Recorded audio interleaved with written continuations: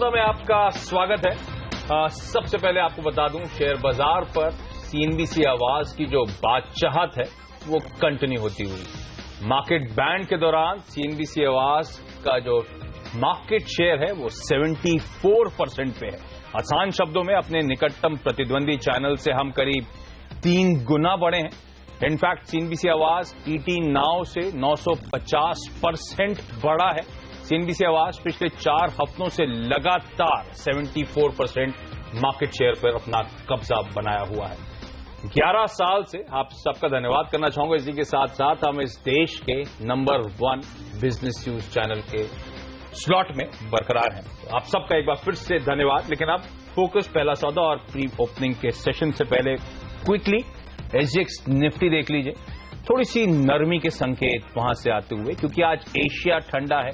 Across globe equities में थोड़ा सा दबाव या कह लें मुनाफा वसूली देखने को मिली थी। आपको याद होगा यूएस लगातार पिछले 3 कारोबारी सत्रों से मजबूती के साथ कामकाज कर रहा था।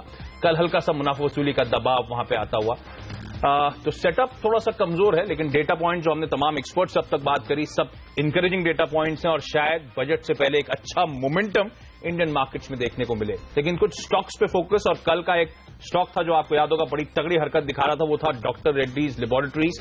तगड़ा शॉर्ट कवरिंग का सहारा वहां पे मिला है। नितिन जी, क्या फर्दर लेग्स हैं और उछाल देखने को मिल सकता है? देखिए, डेटा पॉइंट और टेक्निकल चार्ट सेटअप दोनों पॉजिटिव हुए हैं और कल इसमें काफी अच्छे वॉल्यूम के साथ एक राइज आया है। अगर आप देखेंगे तो 2-3 दिन का जो एवरेज वॉल्यूम है उससे कल वॉल्यूम्स इसमें डबल हुए हैं और सपोर्ट इसका करीब करीब आप देखेंगे तो 3000 के आसपास काफी अच्छा सपोर्ट बना है।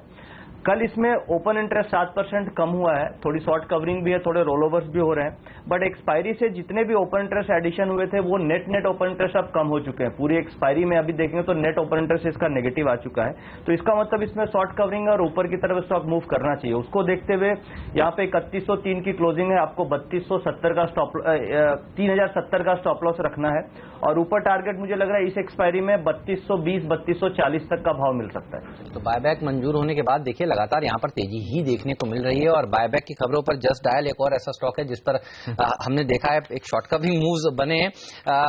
बहुत अच्छी तेजी यहाँ पर भी देखने को मिली है। क्या ये तेजी सस्टेन होगी राकेश, या अब रैली के बाद आज यहाँ पर भी मुनाफा वसूली देखने को मिलेगी? जस्ट डायल चार्ट्स आपको कैसे लग रहे हैं? एक बड़ी गिरावट के बाद एक उछाल देखने को मिला इस हफ्ते इसमें।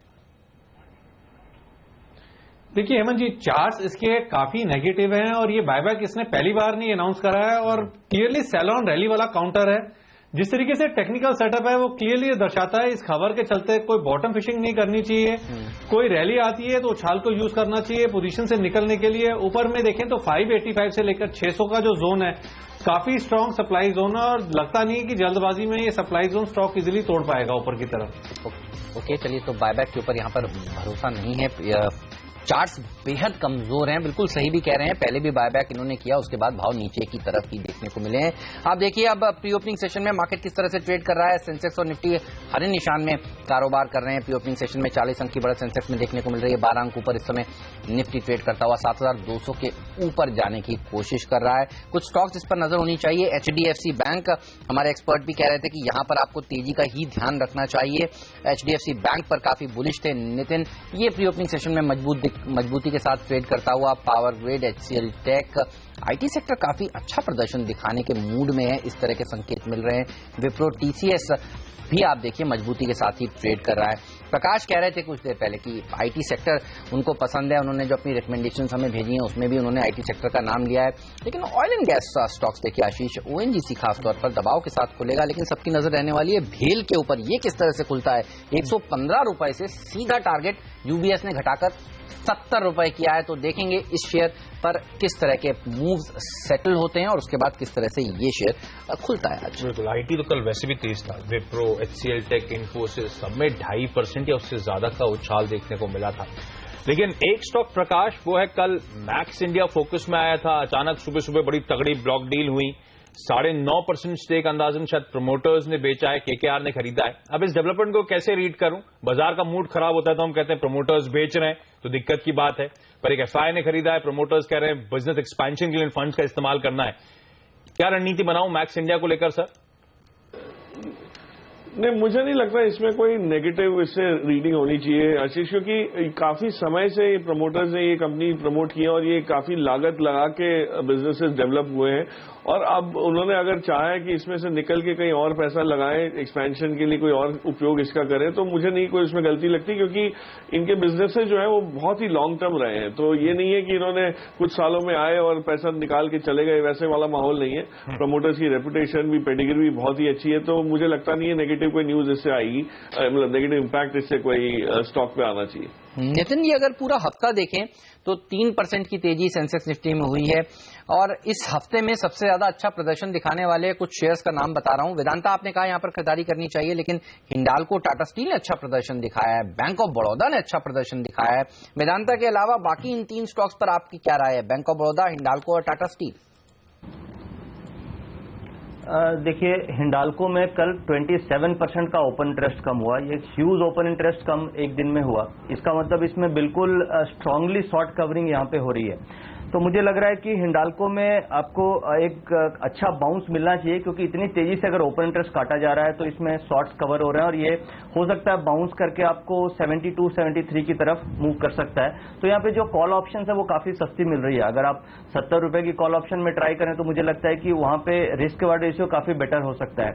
इसके अलावा वेदांता में भी हम लोग सिमिलर काइंड ऑफ देख रहे हैं कि 2-3 दिनों से रेगुलर वहां पे शॉर्ट पोजीशन कम हो रही है।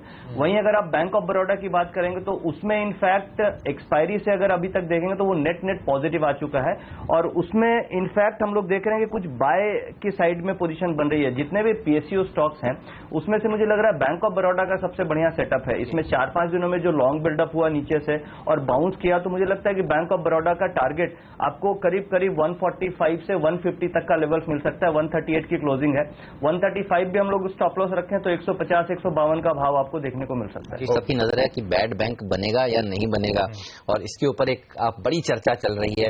हालांकि रिजर्व बैंक ऑफ इंडिया इस बैड बैंक के अपोजिशन में है, सरकार कह रही है बना ले।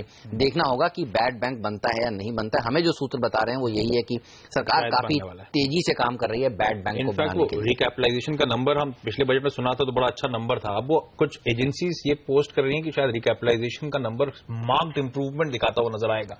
खैर, जरूरत तो बहुत ज्यादा है, कितना सरकार प्रोवाइड फॉर कर सकती है उस पर सबकी नजरें होंगी। तो बैंक्स वैसे भी फोकस में और बैंक ऑफ बड़ौदा की चार्ट बेहतर नजर आ रही है। नितिन मानते हैं खरीदारी करने के मौके वहां पे ढूंढे, लेकिन मारुति 2.5% की कमजोरी कल थी। मेरे ख्याल से निफ्टी का टॉप लूजर था, आज भी लाल निशान में कामकाज होता हुआ। मयूरेश, मारुति में बहुत तगड़ा करेक्शन अचानक आया है। Bluest of the blue chips जिसे हम कहते हैं उनमें से शायद एक ये नाम था। नोमुरा की मैं रिपोर्ट पढ़ रहा था जहां पे उनका मानना है येन में डिप्रिसिएशन कंटिन्यू होगा, शायद 130 तक जाता हुआ नजर आए। मारुति को क्या इन लेवल्स के आसपास एक्यूमुलेट करूं, खरीदारी करने की हिम्मत करना शुरू कर दूंगा? नहीं, क्लियरली अगर आप लॉन्ग टर्म इन्वेस्टर है तो बिल्कुल डिप्स पे देख सकते हैं, बट मुझे लगता है आई थिंक जो दिक्कतें चल रही है इन टर्म्स ऑफ जैसे उनकी इन्वेंट्री पाइलअप हुई थी लास्ट क्वार्टर में, उनको वो आई थिंक अच्छी तरह से I think they will have to take care of that. जो मार्जिन्स में एक दबाव देखा था लास्ट क्वार्टर में with whatever is happening with yen, I think उसमें एक एडिशनल प्रेशर आ सकता है this continues for the greater part of this quarter. तीसरी बात आई थिंक जैसे इनके प्रोडक्ट लॉन्चेस आई थिंक काफी एनकरेजिंग है, स्पेसिफिकली बलियन और जो लॉन्च हुआ था, बट मुझे लगता है आई थिंक जो कॉम्पिटिशन है I think even that is intensifying. तो आई थिंक ये सारे फैक्टर्स स्टॉक के डाउन फॉल में आई थिंक एक पाइवटल रोल प्ले कर रहे हैं। ये आउट परफॉर्मर था स्टॉक लास्ट पूरे साल में और कहीं ना कहीं आई थिंक वैल्यूएशंस थोड़े स्ट्रेच्ड हो गए थे एट हायर लेवल्स। मुझे लगता है आई थिंक स्टॉक और थोड़ा करेक्ट हो सकता है करंट लेवल से इफ दिस ट्रेंड कंटिन्यूज और मार्जिन्स पे एडिशनल प्रेशर आ सकती है along with increased S&P spends. तो मुझे लगता है I think the stock might languish in this range of 200 rupees higher and lower from the current levels and clearly I think Q4 के results के बाद एक डायरेक्शन मिलेगी स्टॉक। ओके, राकेश, एक स्टॉक आमतौर पर वैसे हम बात नहीं करते हैं इतनी ज्यादा, लेकिन तमिलनाडु पेट्रो इसीलिए हाईलाइट कर रहा हूं क्योंकि डिलीवरी बेस्ड बाइंग तगड़ी थी कल। आमतौर पर औसतन 40-50 हजार शेयर्स, कल तो ऑलमोस्ट 2.25 लाख शेयर्स के आसपास की डिलीवरी मार्क हुई थी। कुछ चार्ट्स में संकेत मिल रहे हैं क्या सर? देखिए, अगर आप तमिलनाडु पेट्रो प्रोडक्ट्स की बात कर रहे हैं तो चार्ट स्ट्रक्चर तो काफी पॉजिटिव है। कल के सत्र में एक गैप अप ओपनिंग के साथ एक प्राइस वॉल्यूम ब्रेकआउट देखने को मिला है। 20 रुपीज टीन पेट्रो के लिए एक अच्छा बेस है और जिस तरीके से टेक्निकल स्ट्रक्चर है आशीष जी, अगर आप देखें तो इतने खराब बाजार में इतना अच्छा टेक्निकल स्ट्रक्चर काफी कम स्टॉक्स का है और ये स्टॉक उनमें से एक है। शॉर्ट टर्म में देखें तो 27-28 के लेवल ऊपर की तरफ मुमकिन है। टीएन पेट्रो 23 रुपए के आसपास का प्राइस है, उस शेयर की बात आशीष इस समय कर रहे हैं। लेकिन आप देखिए आशीष, आज एजुकेशन स्पेस के शेयर अच्छा तेजी दिखा सकते हैं, इस तरह के संकेत प्री ओपनिंग सेशन में देखने को मिल रहे हैं। लगे लगता है। जी हाँ, कल भी हमने देखा था लेदर कंपनियां दौड़ लगा रही थी, मिर्जा, लिबर्टी जैसी, इवन इरिगेशन स्पेस की बात हमारे एक्सपर्ट प्रकाश ने एक्सक्लूसिव खबर दी थी आपको कि शायद इन लेदर पॉकेट के लिए कुछ रियायतें आती हुई नजर आएंगी इस बार बजट में। लक्ष्मण ने हाईलाइट किया था, तब से मोमेंटम स्ट्रांग है। जी हाँ, 2000 रुपए तक के जूतों के लिए एक अलग तरह से रियायतें आ सकती हैं। अब तक 1000 रुपए के जूतों के लिए कुछ एक्साइज ड्यूटी घटी थी, 12% से घटकर करीब 6% के आसपास हुई थी। आप देखिए, लेकिन आज एजुकेशन स्पेस, एडुकॉम 5% ऊपर प्री ओपनिंग सेशन में, एपटेक 3.5% ऊपर, एवरॉन, ये पूरे का पूरा स्पेस अच्छा प्रदर्शन दिखा रहा है। जेट और स्पाइस जेट अच्छा प्रदर्शन दिखा रहे हैं। देखना होगा कैसा ये खुलते हैं। एबीजी शिपयार्ड कल के अच्छे मूव के बाद आज फिर एक तेजी की तरफ बढ़ने की तैयारी करता हुआ। श्रीराम, ईपीसी, ये कुछ और ऐसे स्टॉक्स हैं जो 5% मजबूत हैं, और इनमें से कुछ शेयर स्टॉक 2020 में भी शामिल थे। स्टॉक 2020 की आपने बात करी तो बता दें आपको कि स्टॉक 2020 टीमों में कौन से खिलाड़ी आज शामिल थे।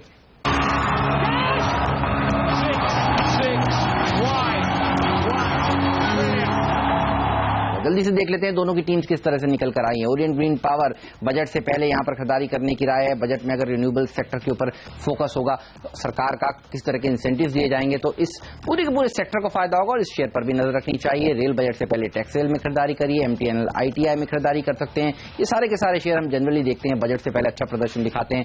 एनएफएल और आरसीएफ, ये दो फर्टिलाइजर क्षेत्र की कंपनी है जिन पर सिलेक्टर्स काफी बुलिश हैं। वो खाड़ पर सिलेक्टर्स बेरिश हैं, कमजोर है ये चार्ट्स पर, और कंट्रोवर्सीज में अभी भी घिरा हुआ है। बैंक ऑफ इंडिया में भी दिक्कतें अभी बनी हुई हैं एनपीएस को लेकर, अगली जो क्वार्टर है उसके नंबर्स भी कमजोर आएंगे।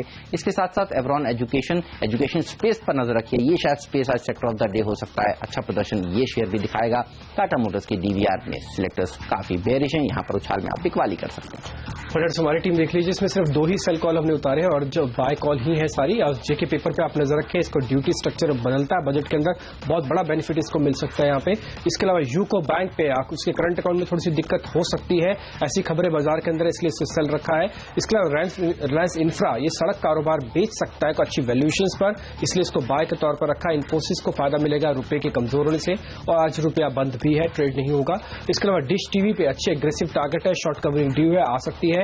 इसके अलावा बीपीसीएल पे आप नजर रखें, यहाँ पे कच्चे तेल का बेनिफिट, जुबिलेंट फूडवर्क के अंदर अच्छी शॉर्ट कवरिंग आ जा सकती है। हफ्ते भर की जो गिरावट है उसका आज पुल बैक ट्रेड देखने को मिलेगा। स्पाइस जेट लोड फैक्टर की वजह से चल सकता है। गायत्री प्रोजेक्ट्स को ऑर्डर अच्छा मिला है, और एचडीएल टेक्निकली वीक है, इसको शॉर्ट करके आप चल सकते हैं।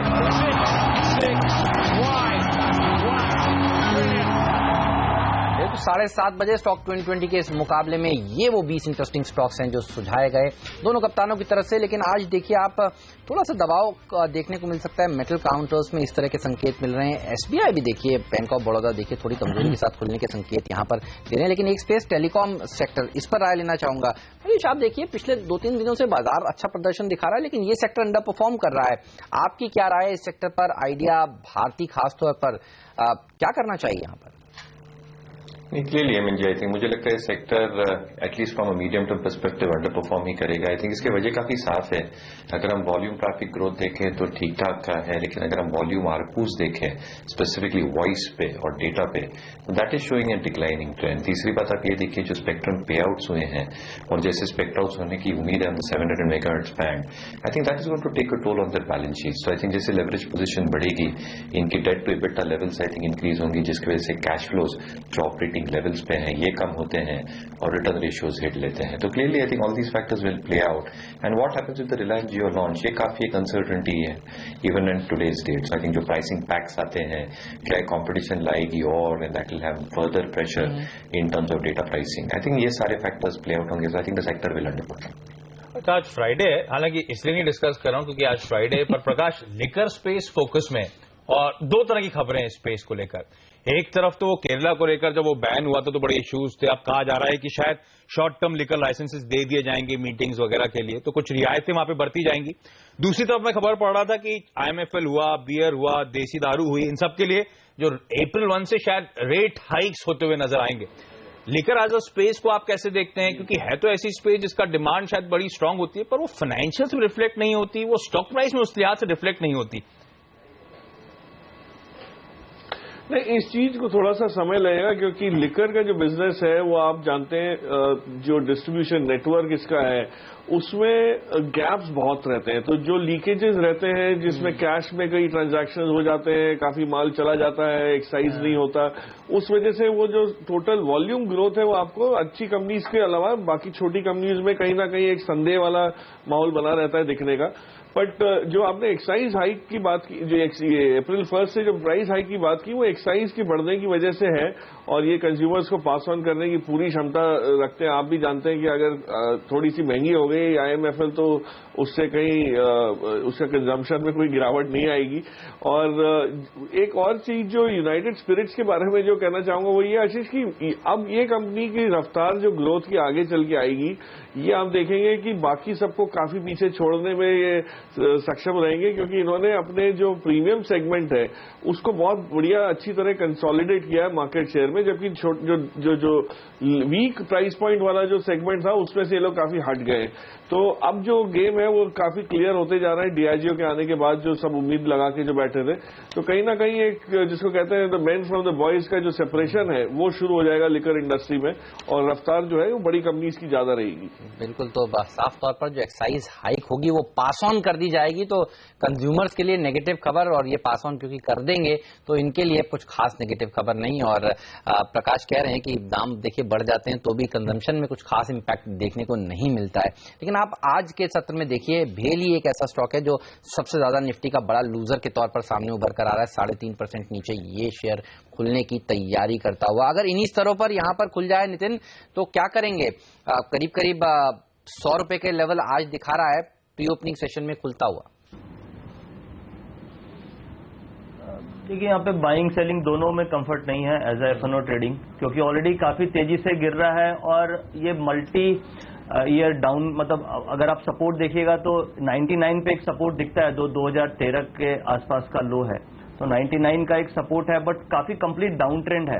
अगर आप एक्सपायरी से देखेंगे तो काफी ज्यादा ओपन इंटरेस्ट बिल्डअप है, शॉर्ट पोजीशन ऊपर की बनी हुई है, तो कोई भी बाउंस आपको सस्टेन नहीं करेगा। इनफैक्ट स्टॉक धीरे धीरे 95 की तरफ भी अगली एक्सपायरी में आ सकता है, बट इस एक्सपायरी के लिए मेरे ख्याल से अभी आपको ट्रेडिंग अवॉइड करनी चाहिए। बाय पोजीशन है तो 99 का स्टॉप लॉस होगा, 99 के नीचे आपको एग्जिट कर जाना चाहिए। ओके, चलिए हफ्ते का आखिरी ट्रेडिंग सेशन की अब शुरुआत होने वाली कंटिन्यूस ट्रेडिंग की, और सेंसेक्स निफ्टी दर्शा रहा है हल्की शुरुआत, और इनफैक्ट इंडियन मार्केट्स में अब सेंसेक्स निफ्टी भी हल्के लाल निशान के साथ शायद कामकाज की शुरुआत करते हुए नजर आएंगे।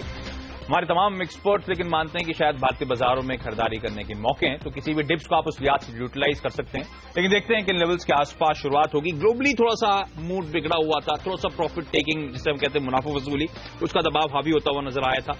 कच्चे तेल में हमने देखा था कल वॉलेटिलिटी अस्थिरता आई थी, उसका भी इम्पैक्ट था, लेकिन इंडियन मार्केट्स में कामकाज की शुरुआत होती हुई और इस वक्त दबाव थोड़ा सा घराता हुआ। सेंसेक्स निफ्टी आधे % के आसपास के दबाव के साथ कामकाज करते हुए निफ्टी अब 40 अंक की कमजोरी 7150 के लेवल्स पर आपको कामकाज करता हुआ नजर आएगा। सेंसेक्स में 100 अंक के आसपास का दबाव है और इनफैक्ट उन्हीं लेवल्स के आसपास आधे % के आसपास की कमजोरी। तो एसजेएक्स निफ्टी जो इंडिकेट कर रहा था या हम जो मान के चल रहे थे उससे ज्यादा प्रेशर के साथ इंडियन मार्केट की शुरुआत होती हुई और अब 7150 के अब नीचे निफ्टी आपको स्लिप होता हुआ नजर आएगा। ऑलमोस्ट 2/3% के आसपास के दबाव की तरफ हम बढ़ते हुए नजर आ रहे हैं। मैं निफ्टी सेंसेक्स में वापस लौटूंगा, उससे पहले कुछ स्टॉक्स जिन पे आप क्विकली चेक ले लीजिए। BHEL टॉप लूजर इस समय निफ्टी का 4-4.25% के आसपास के दबाव के साथ वहां पे कामकाज हमने वो डिस्कस भी करा था।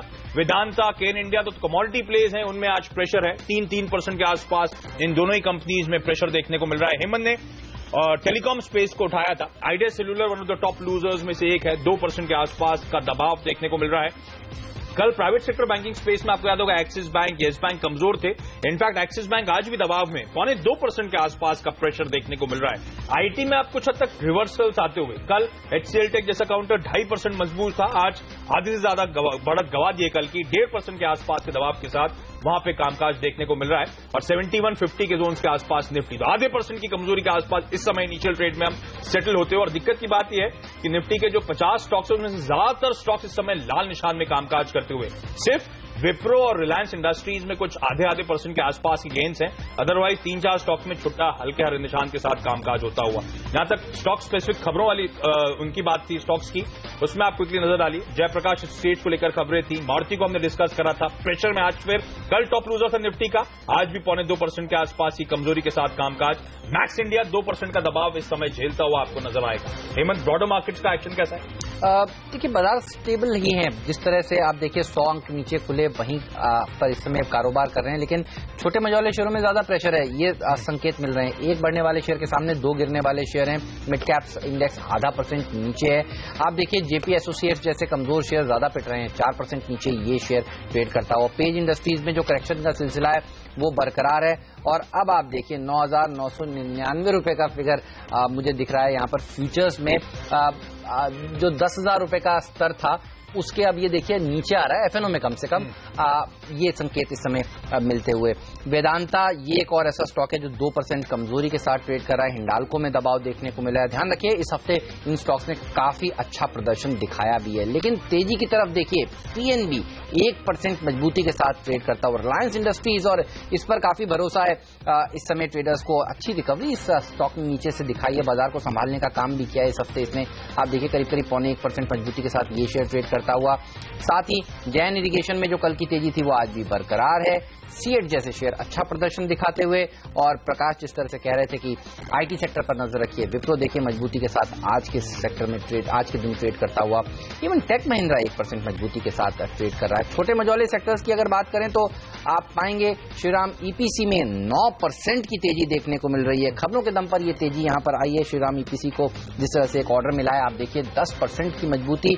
एडुकॉम्प, एवरॉन, ये तमाम ऐसे एजुकेशन स्पेस से जुड़े हुए कंपनियां हैं जहां पर अच्छी तेजी देखने को मिल रही है। तो कल हमने देखा था irrigation space, leather space active था, आज एजुकेशन स्पेस एक्टिव है। एपटेक के ऊपर भी नजर डालेंगे। एनआईआईटी में कुछ खास अच्छा मूव नहीं है, ½ % की, लेकिन फिर भी तेजी।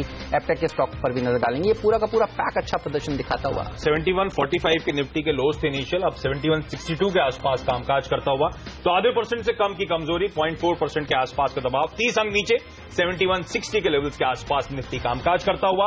मिड कैप्स में पेन है ½ % के आसपास का। स्मॉल कैप्स काफी हद तक रेजिलिएंट, यानी कि बाजार के दबाव से कम प्रेशर है यहां पर। हल्के लाल निशान में स्मॉल कैप यूनिवर्स में कामकाज होता हुआ। जो पॉकेट स्ट्रेस में है, दबाव में, वो कैपिटल गुड्स है, मेटल है और पीएसयू बैंकिंग साइड पे थोड़ा सा दबाव गहराता हुआ। तो ये वो कुछ बाजार की झलक ओपनिंग सेशन में। लेकिन राकेश क्विकली बताएं, दबाव के साथ शुरुआत हुई है, 7150 7160 के आसपास कुछ स्टेबिलिटी आ रही है। क्या यहां पे खरीदारी करूं अगर वाकई अगला हफ्ता अच्छा होने वाला है? देखिए आशीष जी, मेरा ऐसा मानना है कि आप बाय ऑन डिक्लाइन वाला मार्केट है, आप खरीदारी करें ना करें इस पर शायद थोड़ा सा डाउट हो सकता है, बट शॉर्ट सेलिंग नहीं करनी चाहिए।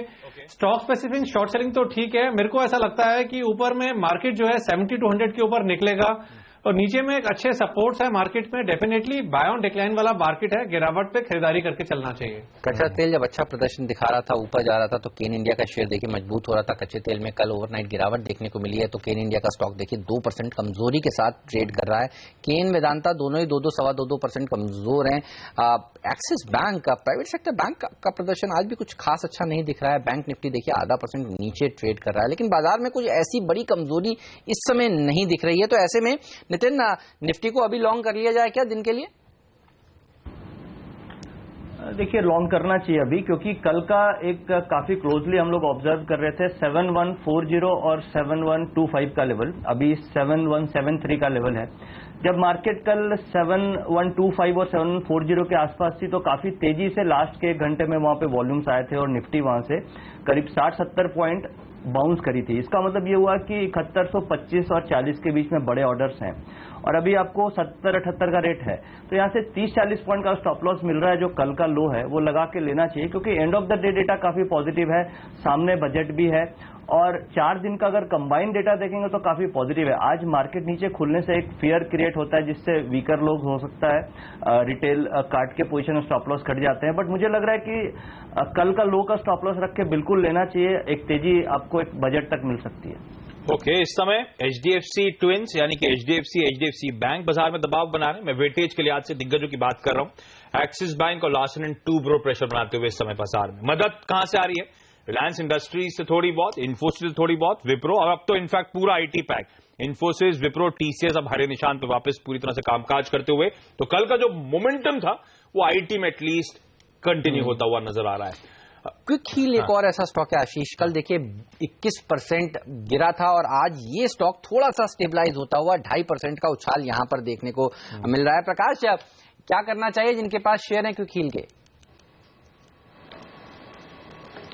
देखिए हेमंत, ऐसा है कि इसको तो इन्फेक्ट कर दिया वायरस ने लिस्टिंग पे ही, पर मुझे नहीं लगता कि इतनी गिरावट इसमें इससे ज्यादा आएगी, क्योंकि कल का जो माहौल था वो थोड़ा सा ऑर्केस्ट्रेटेड सा लग रहा था जिस हिसाब से सब डेवलपमेंट्स दिखे एक साथ। जबकि ग्रे मार्केट में अच्छा खासा इसका प्रीमियम भी हमने देखा बनते हुए लास्ट तक, तो कहीं ना कहीं एक इसमें कोई और खबर हो सकती है और कारण हो सकते हैं इसकी गिरावट के, बट आगे चल के ये स्टेबलाइज हो जाएगा और इसके लिए इंटरेस्ट जो है, बाइंग इंटरेस्ट भी इसमें नीचे के लेवल्स पे आते रहेगा। तो जिनके पास है वो बने रहे, पैनिक ना करें, कोई निकलने की चेष्टा ना करें। ओके, तो जिनके पास हैं, जिन्होंने आईपीओ में लिया था, वो बने रहें, शायद धीरे धीरे रिकवरी देखने को मिले स्टॉक में। लेकिन मयूरेश, पिछले कुछ दिनों से और इनफैक्ट कल भी अगर मैं सही हूं तो एक्सिस बैंक पे अच्छा खासा दबाव देखने को मिला था, आईसीआईसीआई बैंक हरे निशान में कामकाज कर रहा था। आज भी अगर ये दोनों स्टॉक्स आपकी स्क्रीन पर आएंगे तो एक्सिस बैंक में प्रेशर है, आईसीआईसीआई बैंक फ्लैट कामकाज करता हुआ। अब इन दोनों में तगड़ा करेक्शन आया है। प्राइवेट सेक्टर बैंकिंग स्पेस की वकालत तमाम बाजार के एक्सपर्ट्स करते हैं। इन दोनों में अगर एक चुनना हो तो आपकी प्रिफर्ड बेट क्या होगी sir? So clearly Ashish ji, I think जो एक पेन हम एक्सपेक्ट करते हैं, आई थिंक Q4 में भी यही उम्मीद है कि जो प्रोविजनिंग की है शायद ये कंटिन्यू हो, और मैनेजमेंट ने दर्शाया भी है।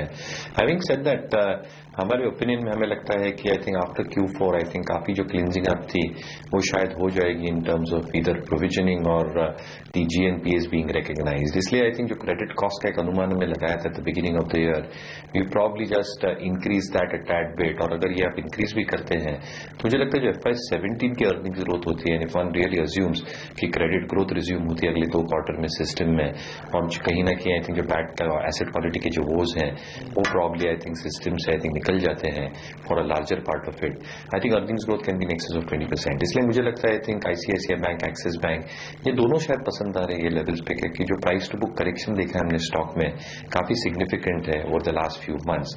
सो clearly clutch of private sector banks is something that we are liking at this point of time, but time and again I have just been mentioning, I think fresh investable corpus से 15 से 20% के ऊपर at this point of time लगाना नहीं चाहिए, and again I think you have to buy in a very very staggered fashion. Just dial के stock पर नजर रखिए, अभी वापस से देखिए कमजोर होना शुरू हो गया है। 3% की गिरावट ये शेयर इस समय दिखा रहा है, और क्विक हील की मजबूती जो है वो बरकरार है। अब आप देखिए करीब करीब पिछले 15-20 मिनटों में अच्छी तेजी इसने पकड़ी है, दिन के लो से करीब करीब 10% रिकवर हो चुका है। तो दिख तो रहा आपको 4% ऊपर ये, लेकिन लाल निशान में खुला था और वहां से इसमें रिकवरी देखने को मिल रही है। एडुकॉम्प 7% मजबूत। आशीष, आईटीआई और एचएमटी भी देखिए बजट से पहले आज अच्छा मूव दे रहे हैं। आईटीआई इस समय 7 छोटे मुझे वाले टिकट साइज वाले शेयरों में आज अच्छी तेजी देखने को मिल रही है। और ज्यादातर आप जो स्टॉक्स हाईलाइट कर रहे हैं वो है जो बजट रिलेटेड मूव, स्पेकुलेशन पे जो लोग मूव आते हैं, जैसे कि एजुकेशन कंपनीज हुई या आईटी एचएमटी जैसे, जहां पे कुछ बेल आउट पैकेज या कुछ बड़ी खबरें कुछ आने की एक्सपेक्टेशन, उन स्टॉक्स में अब एक चाल देखना शुरू हो चुकी है। In fact Jain irrigation, EPC industries, ये वो पॉकेट्स हैं जहां पे माइक्रो इरिगेशन को लेकर हमने देखा था पिछले बजट में भी एलोकेशन बहुत बढ़ाया गया था, और इस बार भी बाजार होपफुल है कि रूरल स्पेंड बढ़ेगा, माइक्रो इरिगेशन पे खर्च होगा। इसलिए मैं कह रहा हूं वो तमाम ऐसी पॉकेट्स हैं जिनमें आप अच्छा मोमेंटम देख रहे हैं। तो क्विकली देख लीजिए, श्रीराम ईपीसी खबरों वाला स्टॉक था, 9% उछाल। ट्री हाउस एजुकेशन 7% की तेजी। ईपीसी इंडस्ट्रीज अब 5% की मजबूती, प्रकाश दीवान की पिक थी बजट से पहले की। क्विक हील 4% के आसपास का उछाल जिसकी आप बात कर रहे थे, और स्पाइस जेट जहां पे वो लोड फैक्टर के चलते आज खबरें अच्छी हैं, 4% का उछाल यहाँ तो 6 दिन जैसा कि कह रहे थे हमारे एक्सपर्ट नितिन, यूनियन बजट के लिए बचे हैं, और मैं कैलकुलेट कर रहा था 4 दिन दरअसल रेलवे बजट के लिए बचे हैं। देखते हैं रेलवे शेयरों में भी तेजी हो रही है या नहीं। टेक्स रेल, टेक्स मैको, करनेक्स, इन स्टॉक्स में किस तरह का एक्शन देखने को मिल रहा है, और इन रेल बजट पर भी अपने एक्सपर्ट से एक बार राय लेंगे आगे चलकर। अब कोई बहुत रनअवे रैली नहीं है, देखिए इस पैक में एक अच्छी रैली यहाँ पर दरअसल पहले ही देखी जा चुकी है। ज्यादातर शेयर आप देखिए लाल निशान में इस समय ट्रेड करते हुए, तो रेलवे शेयरों पर नजर रखिए, यहां पर कोई ऐसा तोड़फोड़ रैली आशीष आज देखने को नहीं मिल रही है। चलिए एक्सपर्ट से विदा लेने का समय है। प्रकाश, राकेश, मयूरेश, नितिन, आप सबका शुक्रिया समय निकालने के लिए, सीएनबीसी आवाज पर जुड़कर आज तमाम सवालों के जवाब देने के लिए। और सीएनबीसी आवाज पर आ रहा है बाजार में पैसा बनाने के साथ साथ इनाम जीतने का भी मौका। जी हां, अगर आप सेबी में रजिस्टर्ड एडवाइजर हैं तो आप इस प्रो एडवाइजरी चैंपियनशिप में अपने आप को रजिस्टर कराएं और पाएं चमचमाती मर्सिडीज कार जीतने का मौका।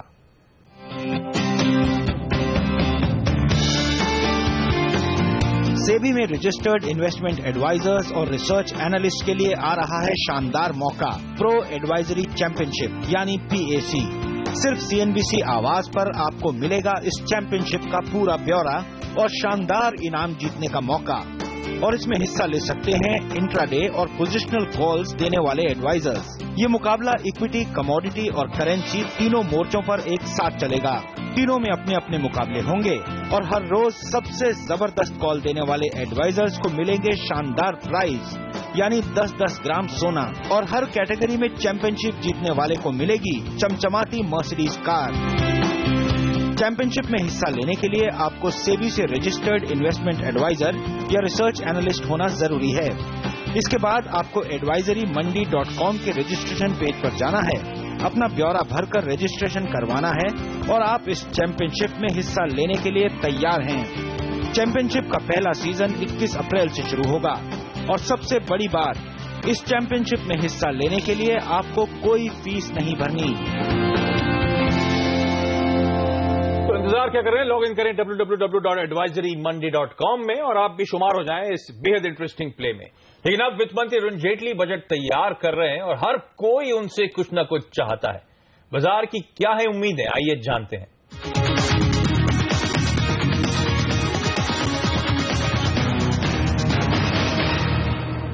सिट्रस एडवाइजर्स के फाउंडर संजय सिन्हा हमारे साथ जुड़ चुके हैं। आज उनसे जानेंगे कि बाजार की क्या एक्सपेक्टेशंस हैं बजट से। सर, स्वागत है आपका CNBC आवाज पर। ये बताइए, इससे पहले कि मैं आपकी एक्सपेक्टेशंस पूछूं, आपको क्या लगता है ये जो हफ्ता है ये तो काफी अच्छा रहा, करीब करीब 3% की तेजी अब तक देखी जा चुकी है। क्या बजट से पहले अगला हफ्ता भी अच्छा रह सकता है? 29 तारीख को बजट है, देखा जाए तो करीब करीब 6 ट्रेडिंग सेशंस बाकी हैं। मेरे ख्याल से संभव है कि जो अभी से लेके बजट तक का रनअप होगा उसमें बाजार ऊपर का रुझान ज्यादा दिखाए, क्योंकि अगर आप देखिए तो जो मेन फैक्टर्स हमारे बाजार पर ज्यादा हावी रहे वो ग्लोबल फैक्टर्स हैं और खास करके उसमें क्रूड कमोडिटी के प्राइसेस का बहुत जोर से गिरना और ग्लोबल मार्केट्स का साथ ही साथ करेक्ट होना। पिछले कुछ दिनों में हम लोगों ने देखा कि कम से कम क्रूड के प्राइसेस स्टेबलाइज हो गए, उनकी प्रोडक्शन को में बढ़ोतरी ना हो इसके लिए दो महत्वपूर्ण ऑयल प्रोड्यूसिंग नेशंस के बीच में करार होना, तो इसके कारण क्रूड के प्राइसेस में एक स्टेबिलिटी आ गया है। तो मुझे लगता है कि अगले कुछ दिनों में वो एक नेगेटिव फैक्टर नहीं होगा। साथ ही साथ जितने जोर से विदेशी बाजार गिरे थे वो गिरने के बाद स्टेबलाइज हुए हैं, तो वो भी एक नेगेटिव फैक्टर नहीं होगा।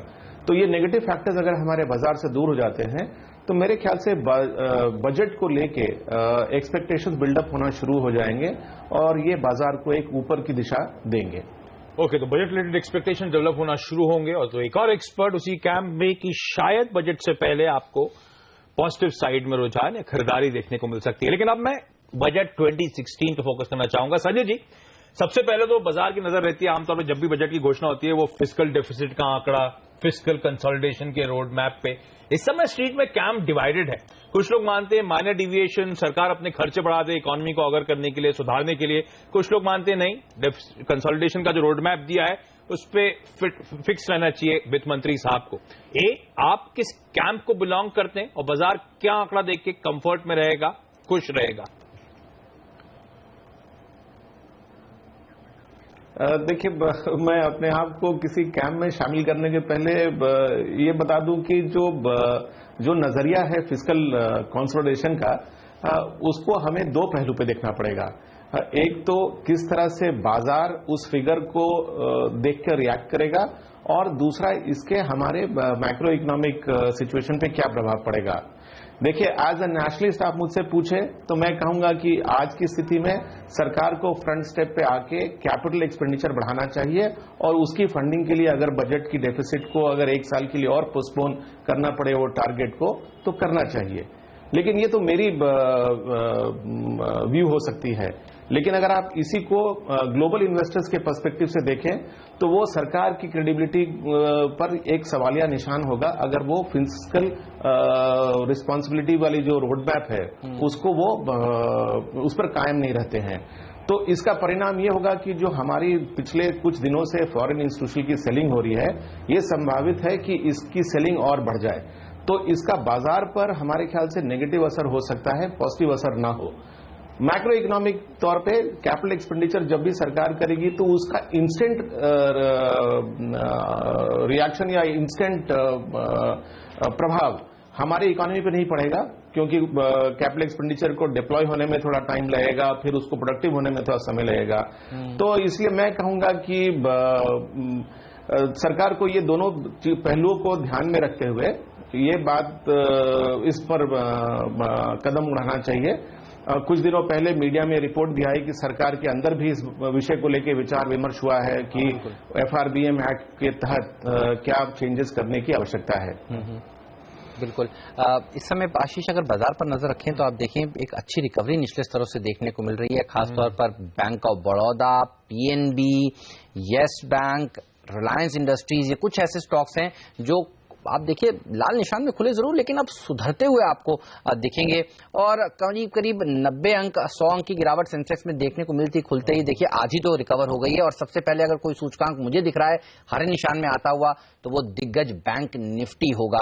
आप देखिए स्मार्ट रिकवरी यहां से देखने को मिल रही है। PSU बैंक तो देखिए हरे निशान में आ चुके हैं और अब बारी है बैंक निफ्टी की, तो एक अच्छा मूव देखने को मिल सकता है। हमारे एक्सपर्ट जो हमारे साथ जुड़े हुए थे इवन सब मान रहे थे, सब कह रहे हैं, कंसेंसस बना हुआ है कि यहाँ पर एक तेजी देखने को मिलेगी। लेकिन जो बाजार का मूड बनाने और बिगाड़ने का काम बजट में चीज कर सकती है वो है long term capital gains tax की डेफिनेशन में अगर कोई फेरबदल किया जाएगा। अभी 1 साल के ऊपर long term capital gains tax नहीं देना पड़ता है, कैपिटल गेन्स नहीं देना पड़ता है, लेकिन माना ये जा रहा है और चर्चा ये चल पड़ी है कि शायद इसकी डेफिनेशन में फेरबदल करके इसे 3 साल कर दिया जाए। सर ये बताइए करेगी सरकार या ऐसा कोई भी काम नहीं करेगी जिससे बाजार का मूड खराब हो? ये सवाल मुझसे है? जी सर। जी, मैं नहीं समझता कि सरकार जो कैपिटल गेन्स टैक्स की जो करंट रूपरेखा है उसमें कोई बदलाव करेगी, क्योंकि अगर आप देखिए तो स्टेटिस्टिकली भी ये बदलाव करने से सरकार के रेवेन्यू में बहुत बड़ा असर नहीं पड़ने वाला है। लेकिन एक चीज तो निश्चित है कि अगर ये मॉडिफिकेशन होगा तो बाजार बहुत जोर से टूटेगा और उसके कारण जो सरकार को खुद रिसोर्स रेजिंग करने के लिए जो उसकी डिसइन्वेस्टमेंट करना है उस पर उससे ज्यादा प्रभाव पड़ेगा। तो मेरे ख्याल से ये एक रिग्रेसिव मेजर होगा। पता नहीं ये बात किस सोर्स से निकली और उसको बाजार ने इतना हवा दे दिया। तो मैं तो जैसा समझता हूं, मैं समझता हूं कि इस बजट में 2 नेगेटिव्स हैं और 2 पॉजिटिव फैक्टर्स हैं जो हमको देखना है। नेगेटिव फैक्टर में एक तो जो फिस्कल डेफिसिट का टारगेट, एक वो नेगेटिव फैक्टर हो सकता है। दूसरा अगर कैपिटल गेन्स टैक्स में अगर फेरबदल हुआ तो वो नेगेटिव हो सकता है। साथ ही साथ मैं समझता हूं कि बाजार के लिए 2 ऐसे फैक्टर्स पॉजिटिव भी हैं जो ये बजट ला सकता है और वो इस बाजार की दिशा को बिल्कुल बदल सकता है। अच्छा, बाजार की इस समय अपनी सेट ऑफ वरीज हैं। ग्लोबल इकोनॉमी हुआ, फेड का अगला मूव हुआ, चाइना को लेकर दिक्कतें हुई, FII फ्लोज को लेकर इश्यूज हैं। पर ये फैक्ट है इन्वेस्टर ट्रेडर्स की, जैसे आप कह रहे थे, STT में कोई फेरबदल बढ़ाने की बात, long term capital gains tax की डेफिनेशन बदलने की बात, डिविडेंड डिस्ट्रीब्यूशन टैक्स में कोई अल्टरेशन, बाजार इन सबसे इस बार वाकई डरा हुआ है। वैसे संजय जी हाईलाइट करते हुए ऐसी कोई दिक्कत नजर नहीं आती, प्रूडेंट भी नहीं होगा और शायद सरकार ऐसा कदम ना उठाए। इसी बीच आशीष देखिए बैंक निफ्टी हरे निशान में आता हुआ और आप देखिए 1/4% की बढ़त यहाँ पर देखने को मिल रही है। तो बाजार निचले स्तरों से थोड़ा रिकवरी करने के मूड में और अब किसी भी वक्त सेंसेक्स और निफ्टी भी हरे निशान में आएंगे, क्योंकि देखिए कॉन्फिडेंस देता है। जी हाँ, अब आ चुके हैं 7145 का निफ्टी का आज दिन का लो था और हम 7190 के लेवल्स के आसपास अब कामकाज करते हुए तो ऑलमोस्ट 40 पॉइंट के आसपास, 40 पॉइंट के आसपास निफ्टी में रिकवरी आती हुई 7200 और 7250 का जो कंजन जोन की बात करते हैं फिर से वहां पहुंच रहे हैं। बस दमखम दिखा दे बाजार, उन लेवल्स को क्रॉस करते तो आंकड़े पॉजिटिव हैं। उसके बाद 7300 7400 पे बड़ा तगड़ा बिल्डअप है, तो वो अड़चन होंगी। लेकिन इस समय तो ये कंजन जोन दिक्कत की बात है। लेकिन संजय जी एक आखिरी सवाल लेना चाहूंगा आपसे। इस बार कहा जा रहा है बजट में तो रिफॉर्म्स है, वो तो बजट के बाहर भी सरकार करती रही है, खबरें आती रहती हैं, हम सुनते रहते हैं। इस बार बजट में कहा जा रहा है खासतौर पे शायद एक रूरल पुश हो सकता है, और सही भी है। 2 सालों से हम देख रहे हैं मानसून कमजोर रहा था, इस बार भी कंफ्यूजन बना हुआ है, हालांकि एल नीनो का कह रहे हैं इंपैक्ट कम होगा। मेरा सवाल सेक्टोरल थ्रस्ट से है, अगर मैं बजट के लिए अपने आप को पोजीशन करना चाहता हूं तो कौन सी पॉकेट्स हैं जहां पे आप फोकस करना चाहेंगे, या कौन सी पॉकेट्स हैं जिनको फायदा मिलने वाला है, जहां पे जिनको मैं रडार पे रखूं? मैं इसके रिस्पांस में ये कहूंगा कि ये आपके नजरिए पर डिपेंड करता है। हाँ। क्योंकि जो सबसे बड़ा सेक्टर है जिसको बजट के द्वारा समर्थन की जरूरत है या सपोर्ट की जरूरत है, वो है बैंकिंग सेक्टर, और उसका वेट इंडेक्स में भी अगर आप देखें तो करीब करीब 30% का वेट इस सेक्टर में है।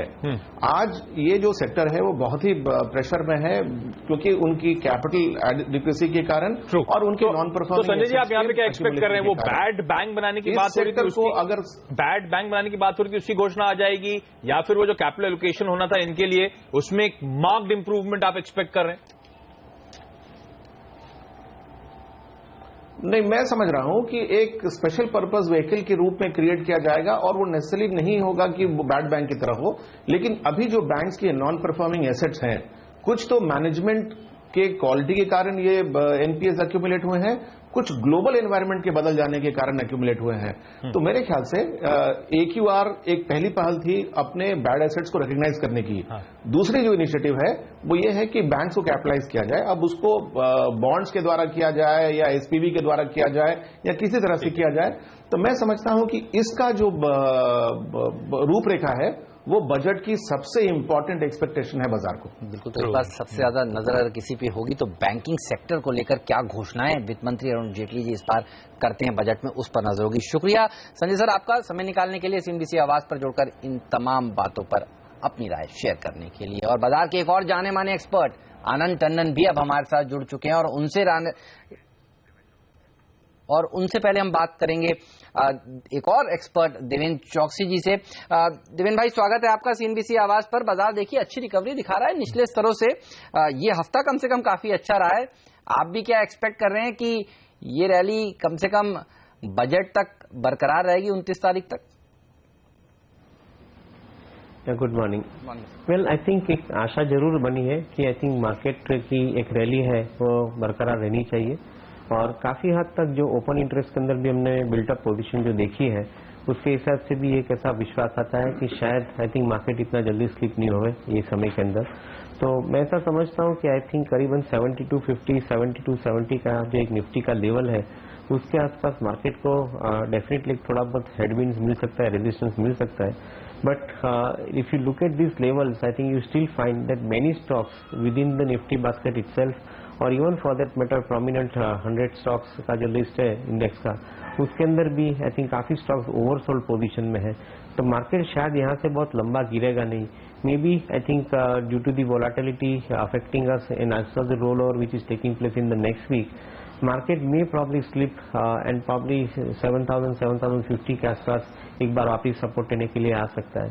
But overall I am believing that I think market काफी हद तक ये रेंज के अंदर कंसोलिडेट हो सकता है, and post budget based on the direction that it assumes, I would think that the market would decide the new territory for upside.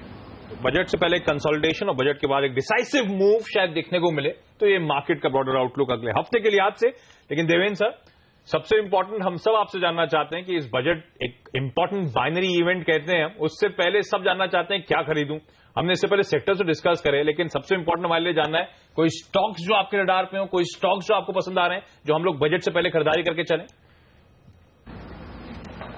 Generally budget के हिसाब से कोई रिकमेंडेशन नहीं रखता हूं, क्योंकि बजट एक एनुअल इवेंट है जिसके अंदर काफी हद तक आई थिंक हम लोग गवर्नमेंट के फाइनेंसिस है उसके ऊपर ध्यान देते हैं, उनकी प्रायोरिटी के ऊपर ध्यान देते हैं। तो इंडिविजुअली जो स्टॉक्स की मैं बात करता हूं वो स्टॉक्स मुझे फंडामेंटली अच्छे लग रहे हैं, मैं उसे 1 या 2 साल का प्लानिंग का हिसाब से आगे चलना चाहता हूं। उसके अंदर मैंने 2 या 3 कंपनी को as of now I think I have decided to put across your investors. तो उसके अंदर I think one of the company would be Bajaj Finserv. ये कंपनी हमें इसलिए भी पसंद है कि उन्होंने रिटेल क्रेडिट के अंदर बजाज फाइनेंस के थ्रू काफी अच्छा अपना प्रदर्शन दिखाया है, और ये कंपनी आगे के समय के अंदर भी एक फंडामेंटल स्ट्रेंथ अच्छी दिखा रही है, क्योंकि उसके अंदर इंश्योरेंस का भी कारोबार है। तो Bajaj Finserv as a company is holding the business of finance through Bajaj Finance and they hold the business of insurance through Bajaj Allianz life insurance and in online insurance. मेरा हिसाब से इंश्योरेंस का जो बिजनेस है वो एक सिमिलर सिचुएशन में है जो 90s के डिकेड के अंदर प्राइवेट सेक्टर बैंक के लिए था, क्योंकि हमारे देश के अंदर जो हिसाब से नए एसेट क्रिएट किए जा रहे हैं, नया इन्वेस्टमेंट आ रहा है, तो इंश्योरेंस का बिजनेस मेरे ख्याल से आगे के समय के अंदर काफी हद तक अच्छा बढ़ सकता है। And this is one company where I have reasonably good confidence about the management for I think executing the programme well for the insurance business. So we like this particular company from a long term investment point of view. इसके अलावा मैं आपकी list में देख रहा था Tata Motors का share भी आपको पसंद है, क्या ट्रिगर्स है यहाँ से टाटा मोटर्स के लिए? टाटा मोटर्स का पर्टिकुलरली आई थिंक इम्पोर्टेंट एक एडवांटेज ये मिलता है यहाँ की कंपनी के अंदर कि उसके पास एक JLR का बड़ा पोर्टफोलियो है। उसके अंदर जो नए व्हीकल्स ये कैलेंडर ईयर के अंदर लॉन्च किए जा रहे हैं उसको वर्ल्ड मार्केट के अंदर एक अच्छी एक्सेप्टेंस भी मिल रही है। And now the tie up with Ford is also coming to an end, so they would have their own set of engines which are coming up, which are expected to change the profit performance and the margin performance of the company also going forward, particularly from the JLR portfolio. और जो geographies China geography है या European geography है या north American geographies है और Asia है, ये सब जोग्राफीज के अंदर I think the new vehicle portfolios are finding good amount of acceptance. So JLR is one side I think remaining very positive. On the domestic side the commercial vehicle का जो segment है उसके अंदर हम gradual improvement देख रहे हैं, क्योंकि इकोनॉमी के अंदर through make in India projects kind of a programme जो चल रहे हैं उसके हिसाब से नया जो इन्वेस्टमेंट आ रहा है इंफ्रास्ट्रक्चर तक की या इन्वेस्टमेंट के हिसाब से इन द कॉर्पोरेट सेक्टर, मैं ऐसा समझता हूँ कि आई थिंक कमर्शियल व्हीकल की डिमांड आगे के समय के अंदर काफी हद तक सुधर सकती है। On the operational side, they are getting benefited more because of the lower cost of raw material because of the falling metal prices. So that gives the advantage to the profit margin of the company.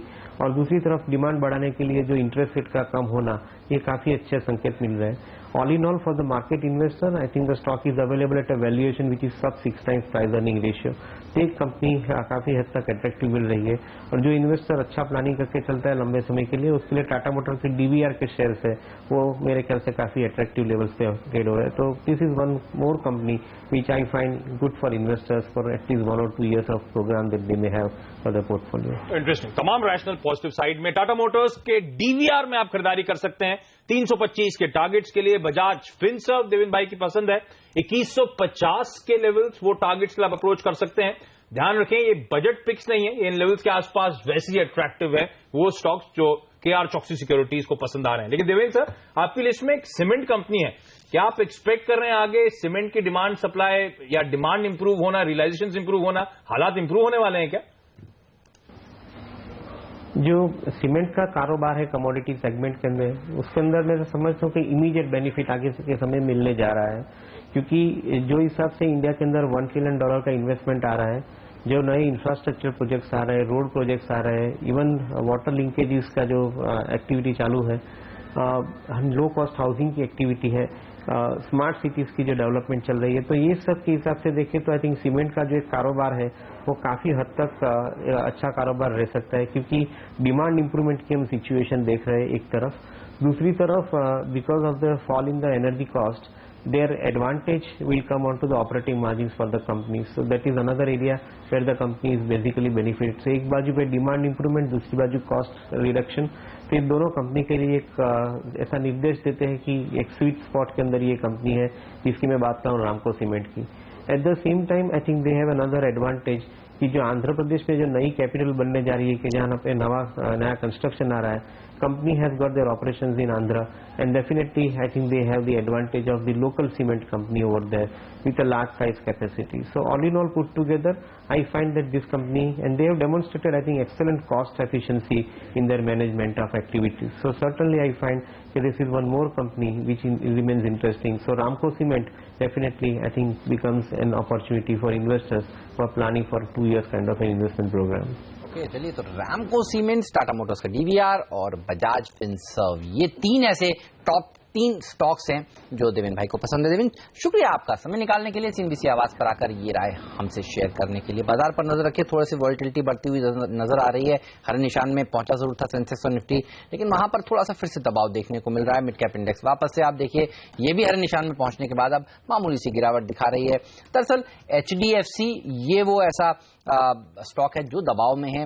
HDFC के साथ साथ HDFC bank pressure में है, और ITC, generally ITC आशीष हम देखते हैं budget से पहले थोड़ा सा नर्वस होता है, आज वैसा ही देखने को मिल भी रहा है। तो ये कुछ शेयर हैं जो बाजार पर आज थोड़ा सा दबाव बना रहे हैं। इसके साथ साथ टाटा स्टील, भेल आप देखिए कई सालों के बाद ये 2 डिजिट में आज पहुंचा और उसी के आसपास ट्रेड करता हुआ। UBS के उस बड़े डाउनग्रेड के बाद जो हमने देखा, जहां पर 70 रुपए के टारगेट्स उन्होंने सुझाए हैं। तो ये कुछ शेयर हैं जो आज प्रेशर में है। वेदांता, BPCL, कुछ और ऐसे स्टॉक्स जो 2.25 से 3% तक कमजोरी के साथ ट्रेड कर रहे हैं। चलिए, बाजार के एक और जाने माने एक्सपर्ट हमारे साथ जुड़ चुके हैं। आनंद टंडन जी, स्वागत है आपका CNBC आवाज पर। कैसे अप्रोच कर रहे हैं आप बजट से पहले बाजार को? बड़े ध्यान से। बजट में क्या होगा ये कहना मुश्किल है, क्योंकि गवर्नमेंट जो है इस वक्त मेरे हिसाब से कंजम्पशन के ऊपर उतना ध्यान नहीं दे रही है जितना देना चाहिए। तो इस वक्त मेरे हिसाब से उसी क्षेत्रों में पैसा लगाना चाहिए जहां पर साफ जाहिर है ऑलरेडी कि गवर्नमेंट का खर्चा आएगा, क्योंकि domestic investment, private sector investment कुछ हो नहीं रहा है और होने की उम्मीद भी नहीं की जा सकती। तो उसी क्षेत्रों में पैसे लगाने चाहिए अगर किसी को लगाना है। ग्लोबल मैक्रो अभी भी मेरे हिसाब से काफी खराब है, तो इसलिए पूरी तरह से पैसा निवेश करने के लिए भी थोड़ा आपको ध्यान रखना चाहिए। ग्लोबल मैक्रो अभी भी कमजोर है, यानी कि ग्लोबली हालात दबाव में, तो भारत अछूता है नहीं, उसी का प्रेशर हम ऑफ लेट झेल रहे थे। तो टंडन साहब, जो भारतीय बाजारों में FIIs की बिकवाली के आंकड़े आ रहे हैं, कैश मार्केट में लगातार सेलिंग हो रही है, क्योंकि हम ग्लोबल इकोसिस्टम का हिस्सा है, इसलिए दबाव है, और ये शायद दबाव कंटिन्यू होता हुआ नजर आए। जी, मुझे तो ऐसे ही लगता है, क्योंकि अभी भी अगर आप देखें तो इंडिया की पोजीशन जो है ग्लोबल पोर्टफोलियोज में ओवरवेट ही है, और हालांकि हमारा वैल्यूएशन काफी हद तक करेक्ट हो चुका है, लेकिन इसके बावजूद अगर आप बाकी रीजनल कंट्रीज के साथ कंपेयर करें, बाकी इमर्जिंग मार्केट कंट्रीज के साथ, तो वैल्यूएशन भी कोई बहुत ज्यादा सस्ता नहीं है। इंडिया की हिस्ट्री के हिसाब से भी अभी हम मीडियन रेंज पे ही आ चुके हैं। तो सब ध्यान में रखते हुए ऐसा नहीं लगता है कि अभी भी अगर किसी इमर्जिंग मार्केट से कोई पैसा निकलेगा तो भारत से नहीं निकलेगा, बल्कि भारत से अभी ज्यादा ही निकलने की संभावना बरकरार है। तो इंडिया मार्केट के वैल्यूएशन एक्चुअली अच्छे करेक्शन के बाद भी हमें दिक्कत ये है कि इंडिया इंक का परफॉर्मेंस नहीं है, क्वार्टरली नंबर्स में देखने को मिल रहा है, तो वैल्यूएशन जस्टिफाई हो ही नहीं पा रहे हैं। टंडन साहब, जो नंबर्स आए थे क्वार्टरली नंबर्स, कैसे आपने रीड करा है? क्योंकि इस बार फिर से वही प्रेशर कंटिन्यू होता हुआ, हम पिछले 2 सालों से उम्मीद कर रहे हैं कि अगला क्वार्टर, अगली छमाही, हालात अभी तक इंप्रूव हुए नहीं है। तो ये एक्चुअली ये वैल्यूएशन इंप्रूव होने की गुंजाइश तब बनेगी जब इंडिया कुछ डिलीवर करना शुरू करेगा। कब तक सर? देखिए, इंडिया इंक तब तक नहीं डिलीवर कर सकता जब तक कंजम्पशन ग्रोथ इंडिया में नहीं बढ़ना शुरू हो। और अभी तक, जैसे मैंने कहा था कुछ देर पहले, कि गवर्नमेंट की जितनी पॉलिसीज हैं, हालांकि इंडिविजुअली हर पॉलिसी पे आप मतभेद नहीं कर सकते, लेकिन कलेक्टिवली जो पॉलिसी है उसका निष्कर्ष ये निकल रहा है कि कंजम्पशन गिरता जा रहा है। जब तक ये रिवर्स नहीं होता तब तक मुझे कोई संभावना नहीं लगती कंजम्पशन ग्रो करने की। तो जब हम कहते हैं कि हाँ 6 महीने बाद, तो 6 महीने बाद का मतलब सिर्फ इतना है कि उम्मीद है कि कुछ हो जाएगा, लेकिन उसमें कोई प्लान या स्ट्रैटेजी नजर नहीं आती। अभी भी अगर आप देखें तो यही नजर आ रहा है कि शायद सर्विस टैक्स बढ़ा दिया जाएगा, अभी भी ऑयल के ऊपर एक्साइज बढ़ती जाती है।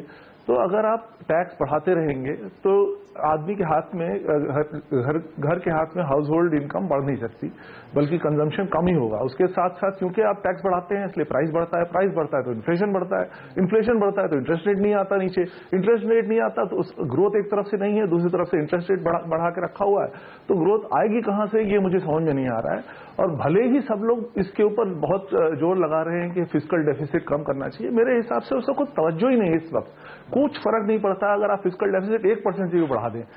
ये कहना कि हाँ इंडिया की क्रेडिट रेटिंग कम हो जाएगी, बिल्कुल नहीं होगी। हमारे यहाँ हम लोग इससे कम से कम 2 गुना ज्यादा फिस्कल डेफिसिट होते हुए भी क्रेडिट रेटिंग इतनी ही थी। तो इंपॉर्टेंट चीज इस वक्त यह है कि ग्रोथ के ऊपर फोकस किया जाए, टैक्सेस न बढ़ाएं बल्कि कम किए जाएं, हाउस होल्ड इनकम बढ़ने की संभावना क्रिएट की जाए ताकि डोमेस्टिक डिमांड बढ़े। डोमेस्टिक डिमांड बढ़ेगी, कॉर्पोरेट अर्निंग्स बढ़ेगी, अपने आप टैक्स बढ़ जाएगा, तो फिस्कल डेफिसिट शायद उतना बढ़े भी ना। तो जब तक ये पॉलिसी रिवर्सल नहीं आता तब तक मुझे नहीं लगता कि बाजार चल सकता है। डेफिसिट बढ़ना दिक्कत की बात नहीं है, डिपेंड करता है कि क्वालिटी ऑफ जो एक्सपेंडिचर है कहां पे जाने वाला है, खर्चा किस तरफ कर रहे हो आप, वो ज्यादा इंपॉर्टेंट है। बाजार उसको कीनली वॉच आउट करेगा। बिल्कुल, लेकिन इस समय अगर आप देखिए तो टॉप 5 F&O गेनर्स में पाशीष देखिए आप पांचों के पांचों बैंक्स हैं और PSU बैंक्स हैं। Union bank, OBC, PNB, federal bank, IDBI bank 2% से 3% की तेजी यहां पर देखने को मिल रही है। और अगर आप निफ्टी में भी जाकर देखें तो आप पाएंगे टॉप 5 गेनर्स में PNB और SBI हैं। तो ये दो दिग्गज बैंक्स हैं जहां पर खरीदारी हो रही है। तो दिग्गज बैंक्स और मझौले बैंक्स यहां पर बाइंग इस समय देखने को मिल रही है PSUs में। बाजार सही सोच रहा है क्या कि बैड बैंक बन जाएगा सर और प्रॉब्लम सॉल्व होती हुई नजर आएगी, या आपको लगता है PSU बैंक्स को अवॉइड लिस्ट में ही रखना चाहिए, कम से कम अगली तिमाही के नतीजे जरूर देख लें? आप कैसे अप्रोच कर रहे हैं इस स्पेस को? ट्रेडिंग के हिसाब से इस वक्त जैसे आपने कहा शायद बाजार इसलिए ले रहा है क्योंकि बहुत गिरावट आ चुकी है। अगर आप लॉन्गर टर्म अगर निवेश की तरह से देखें तो प्राइवेट सेक्टर बैंक में कुछ चेंज नहीं होगा, क्योंकि भले आप उसको रिकैपिटलाइज कर दें, जब तक आप फंडामेंटली ये नहीं देखते हैं कि जिस तरह से डिसीजन मेकिंग होती है वो फिर से NPA नहीं क्रिएट हो जाएगा, तो आप समझ के रखिए कि 5 साल के अंदर फिर से हमारा पब्लिक सेक्टर 10 साल के अंदर ज्यादा से ज्यादा पब्लिक सेक्टर बैंक में फिर से नेटवर्थ नेगेटिव हो जाएगी। तो बेसिक क्वेश्चन ये है कि बैंकों में क्या करना चाहिए जिससे जो उनके डिसीजन मेकिंग है उसमें बदलाव आए और वो NPA जो रिस्की एसेट्स हैं उसमें ज्यादा निवेश नहीं करें। सबसे इंपॉर्टेंट चीज इसमें मेरे हिसाब से ये है कि आपको सिक्लिकल सेक्टर में डेट इक्विटी रेशियो बढ़ा के मांगना चाहिए, जो कि फिलहाल नहीं होता है। लेकिन एनीवे इसके काफी आप मतलब डिटेल्ड किसी के साथ डिस्कशन करना पड़ेगा। इसमें जब तक ये नहीं होता तब तक प्राइवेट सेक्टर का मार्केट शेयर बढ़ता रहेगा और पब्लिक सेक्टर का मार्केट शेयर कम होता रहेगा। ओके, किसी दिन डिटेल में आपसे वाकई डिस्कशन भी करेंगे। वाकई इस समय तो समय नहीं है। टंडन साहब बहुत बहुत धन्यवाद CNBC आवाज के लिए वक्त निकालने के लिए। भारतीय बाजारों में एक स्मार्ट रिकवरी, शुरुआत हमने देखा था कमजोर नोट पे होती हुई नजर आई थी, लेकिन अब लोअर लेवल से रिकवरी। और हेमंत जैसे लगातार हाईलाइट कर रहे थे, बैंक्स इस समय आउट परफॉर्म करते हुए ज्यादातर बैंक्स हरे निशान में कामकाज कर रहे हैं। लेकिन पहला सौदा में आज के लिए इतना ही। आप बने रहिए CNBC आवाज के साथ। ब्रेक के बाद देखेंगे कच्चा तेल किस तरह से आज खुलता है, सोने में किस तरह से ओपनिंग होती है, कमोडिटी बाजार की ओपनिंग हाजिर करेंगे ब्रेक के उस पार। कविता हमारे साथ जुड़ेंगे। नमस्कार।